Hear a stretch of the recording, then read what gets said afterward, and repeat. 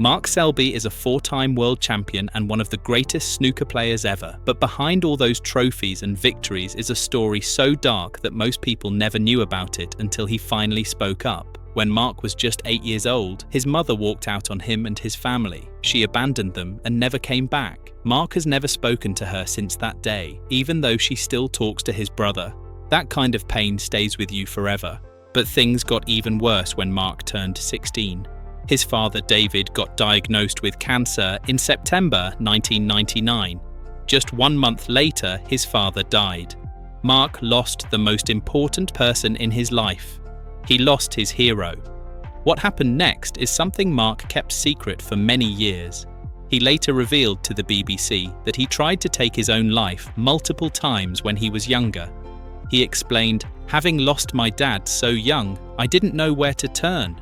I had no one in my life really close enough to bring me back up, and I felt like it wasn't worth living anymore because he was my idol and role model."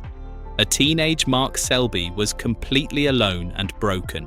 He had no mother, no father, nobody to help him through the darkest time of his life. He was ready to give up completely. But someone did step in.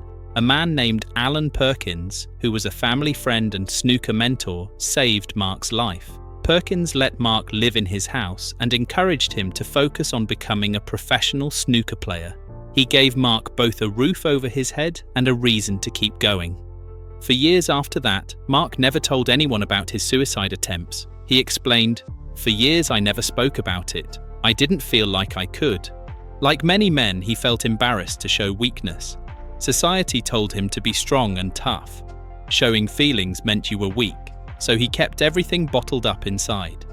But eventually, Mark started speaking out.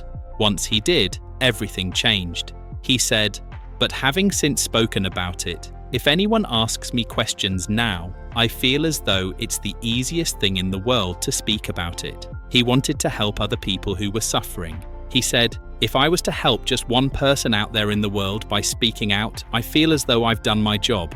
Mark turned his pain into success. He became a professional at 16, right after his father died. He went on to win 4 world championships. He held the #1 ranking for over 4 years straight. He won 20 ranking titles and earned over £10 million in prize money. He became known as the Jester from Leicester and was one of the best players in the world. But success didn't fix his mental health.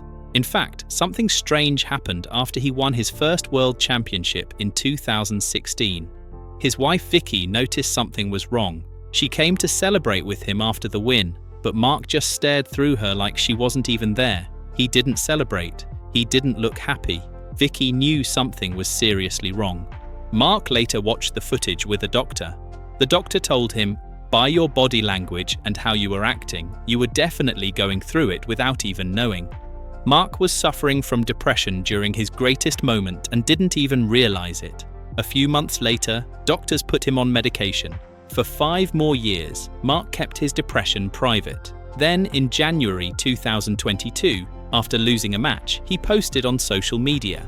He wrote, "Just want to apologize to all my friends and family for letting them down. Mentally not in a good place at moment. Had a relapse and trying to bottle it up and put a brave face on is not the way." Mark described what the relapse felt like. He said, "From out of nowhere, it hit me like a ton of bricks and I wasn't enjoying anything. I didn't really have a life. I was locking myself in the house." He completely withdrew from the world. Then in January 2023, Mark faced another terrible blow. His wife Vicky was diagnosed with breast cancer. A close family friend also died from breast cancer around the same time. Mark was completely devastated. He said, "When it was first announced, I was completely blown apart. Obviously, with how my mental health was before anyway, that multiplied it." The strangest part was that Vicky ended up being stronger than Mark during her own cancer battle. Mark admitted, "She's been the one supporting me. It should be the other way round, but people say that. It always seems to be the person going through it that's the strongest." Thankfully, Vicky recovered by 2024 and is now healthy. At the 2023 World Championship final, Mark lost to Luca Brecel. After the match, he told the BBC something important.